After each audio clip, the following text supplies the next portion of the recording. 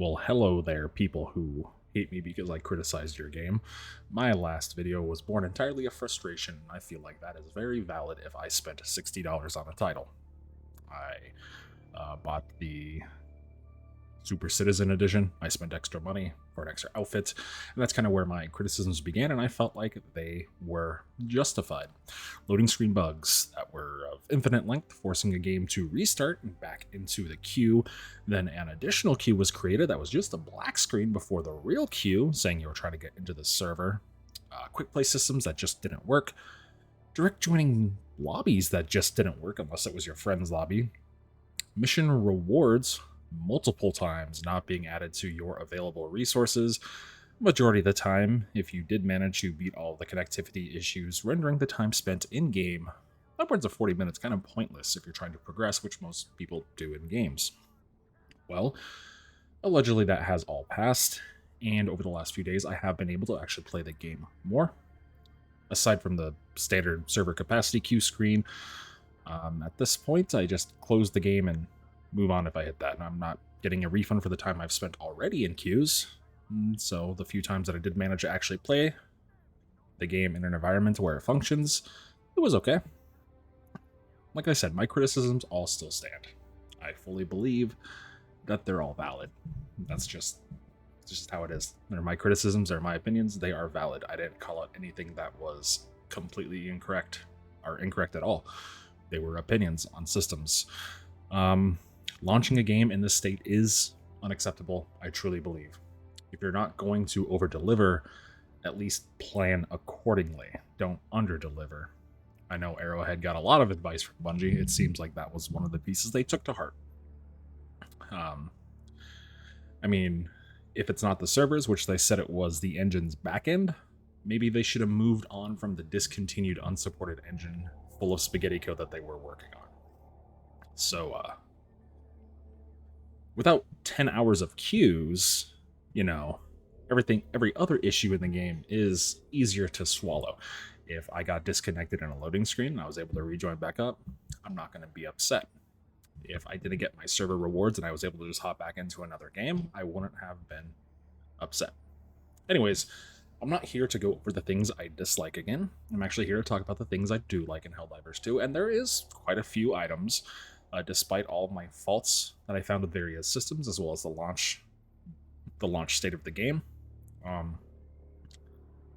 There are plenty of things I do appreciate and enjoy about Helldivers 2, so let's go ahead and dive into those. First, let's just jump into how great Helldivers 2 actually looks. Planets are varied in biomes, and their various effects such as weather effects like rain or fog, dust storms, or terrain effects such as deep mud to hinder your movement speed, ice to hinder your mobility. Each game space is filled with plenty of flora, such as semi-thick groves of trees, or thick underlying foliage, or if it's a more desolate Arctic or desert-like planet, that's filled with a lot of terrain objects, such as boulders, large rocks, and other bits of cover. From standard and typical looking Earth-like browns and green planets with their vegetation, to the more fantasy-looking whites and reds, each planet and thus each biome does have a style that I can appreciate to help keep fighting off the automatons and Terminid forces more fresh than seeing the exact same recycled environments. Each play area, each map is also typically different enough that the same mission types, outside of the emergency evacuation missions, which seem to be designed wholly unique for NPC pathing reasons, that even retrieving launch codes and launching an ICBM over and over in subsequent missions have varied map layouts and secondary objectives to accomplish, even on the same planet. Aside from this, Arrowhead seems to have done some great work with the engine, discontinued as it is, with lighting as well. While not ray tracing levels of quality, their work with volumetric lighting is fantastic. Rays will spill through various geometry items in the map, such as large floors such as the groves of trees or large rocks. It even bounces and reflects off fog and water effectively as well. And, buildings, when you do come across the human Super Earth democratic built bases. And these all create a wonderful effect. The only issue I have is graphically is that the reflections can be rather poor, off of reflective surfaces for large and detailed objects, as well as some other minor liquid-related nuances. Fortunately, if you're in the heat of battle, the average person will not notice this. But as I play on PC, these sort of details is why I overspent on my platform, and the best looking product available as a whole, Helldivers 2 does deliver as a whole, which I am very thankful for. Let's move on to progression then, shall we? For starters, you'll earn XP for each mission that your squad accomplishes. Complete more side objectives or destroy more bot facilities or bug hives, and you'll earn even more experience. Difficulty will increase the amount of experience points you earn as well by a multiplier, thus providing you more experience to level up and unlock further stratagems to use with your requisition points. Requisition points are achieved in the same manner. Accomplishing more objectives on higher difficulty levels will give you more, further unlocking your capabilities with support weapons, airstrikes, jump packs, mortar sentry turrets, the list goes on. Past this, you have your ship upgrades, which are purchased using samples you've acquired on missions that your team has extracted with, ranging from common samples to super samples. These are used to add passive buffs to your stratagems. Once again, higher difficulties will allow the collection of better and more samples. Common samples can be found on all difficulty types. Rare will start to be found on challenging, and super will begin to appear on suicide missions or above. This also naturally pushes the player into harder difficulties if they want increased stratagem benefits, such as the various Eagle stratagem upgrades. Airstrikes will have a shorter cooldown, they'll have extra uses, stuff like that.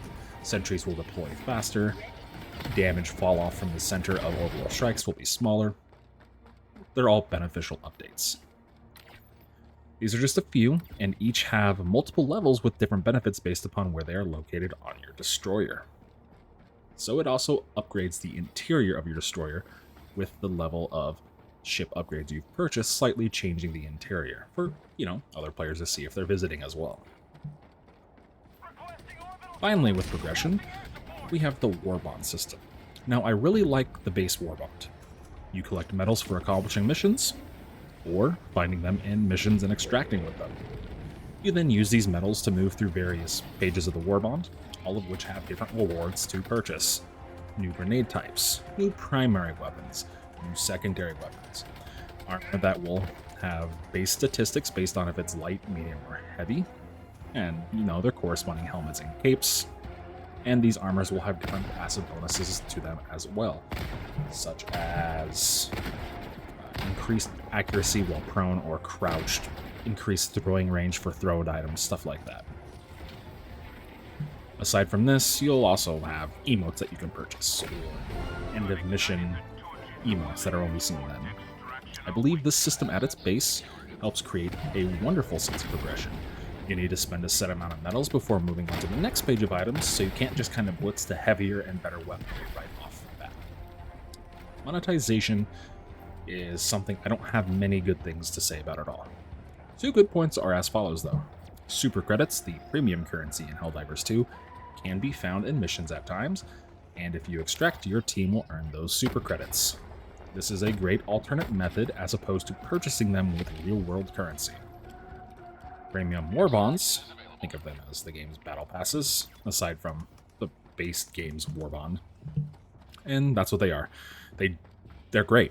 They're battle passes for each different season or whatever they're going to end up calling it. What I like about them, however, is that the premium war bonds do not expire. This was a fantastic idea put forth by 343 Industries when they launched Halo Infinite.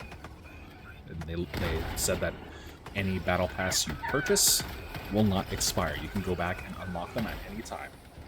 And I'm really glad Arrowhead decided to take this approach with it as well. This does not force the player to treat the game as a job and worry about wasting money. That is a sort of FOMO, fear of missing out, inducing tactic that I cannot agree with in any sort of game. I wish Call of Duty did this. I wish Diablo did this. Call of Duty probably has one of the longer battle passes out there. Diablo is fairly easy, but it's also, it expires completely when it's done. So good on Arrowhead for implementing war bonds battle passes that do not expire. You have them until they're completed, or you just don't want to add anything more to them, then they'll just kind of sit there. Good on them for convincing Sony and Bungie, who seem to help with the monetization and online aspects of the game. Good on Arrowhead, good job. Gameplay-wise, it can be extremely fun at times. More often than not, I'm having a good enough time, which isn't bad. Being an adult with friends across multiple industries and time zones means that we can't always just 4-player co-op a game. Helldivers 2 is definitely a title better played with your close group of friends. Occasionally, you will get a great group of randoms. You'll complete all the side objectives, you'll explore all of the points of interest, you'll collect all the samples you can find. You will maximize your time spent spreading democracy across each mission. Other times, well, not so much. Arrowhead stated they didn't want PvP because of the toxicity it would create, but I do have some bad news. Friendly fire, as the tooltip states, isn't. And this is a tool used to create toxicity. Mission variety is good thanks to the numerous map layouts and varying objectives to complete, and the campaign system in the game is great as well. Linked different mission objectives that'll give you more and more medals upon completion or success. This will definitely expand more as we more than potentially just see the creation and implementation of new races to fight. Perhaps we'll see the cyborgs or Illuminate return. The automatons are made by the cyborgs, and who knows, there are some hints to the Illuminate returning in the various news stories you can see within game. Mission variety and enemy variety will carry this game a long way, as well as the introduction of mechs and other vehicles and new support weapons and stratagems into the game. Now, there are plenty of things in Helldivers 2 that I do like. I covered them, albeit it was lighter than the things I did not like in my original video. But here is more elaboration on those items, since I seem to step on a hive of angry, permanently online bugs who don't like criticism of their new favorite thing for the next month. There you go. You have things I like about the game. I can typically find things I like about most games, no matter what I think or don't think about them. Whether it has shitty monetization, for example, Destiny 2. Destiny 2 has extremely fallen off for me. The monetization is out of control. The new player experience is out of control. It is extremely samey. However, the core gameplay loop, the shooting and movement and abilities, is phenomenal in it. Diablo 4 is extremely light on endgame content right now, but the core base game is fantastic. The new seasons they're implementing, while not extremely large, they are slowly adding more items to the core of the game for future seasons, as well as having regular yearly expansions to add new classes and everything like that. Path of Exile will go with a free game. The core base game is very adept. It wasn't great at launch, but they stuck with it, and after a decade later, we have an extremely, albeit busy, end game. These are just some games that I currently like, that I currently play, that have aspects I don't like about them, that do have aspects I do like about them. It doesn't matter. Helldivers 2, while it's not going to be my favorite game of the year, or even close, there are definitely aspects within it that I can see why people would like it. I can see why people would appreciate, oh, well, it's not so bad if I can earn super credits for free. I can see where that will head in the store. I can see when the game misses its first revenue target, what will be said from Sony to Arrowhead, and then what will happen the second time that misses. You'll be receiving completely exclusive items. For example, the armor set from the Super Citizen bonus, you don't get that except at the very last page of the base war bond for 100 medals. You don't get that passive bonus, so you can either spend $20 or wait who knows how long. A lot of the items in the premium currency store, those armor bonuses are only available in the premium war bond. This is a pay for power tactic I do not like. I do not have to like poor monetization tactics. If it was purely cosmetic, I can get behind it. I don't care if a skin is $60. It is that. It is only a skin. There is no benefit from purchasing it otherwise, other than looking cool for yourself because you like it. Be it $2 for a skin, be it $60 for a skin, people will buy it if they find value in it, but adding power to it adds a whole new level of scumminess, I believe. And I don't care that the game is monetized. I really don't. It is a live service game. They are going to be adding new content on it. It has active online server elements. It is an active online multiplayer game. It needs a constant influx of money to operate and add new stuff to it. It's not a one buy and done single player game like Skyrim was. So once again, I don't care that it's monetized. I really don't. I play plenty of monetized games. Valorant, CSGO, Diablo 4, Path of Exile, Last Epoch has just entered that, Kill the Justice League. It's all customization. It's not any sort of benefit from paying real money. And I'm just worried about the future of Helldivers 2.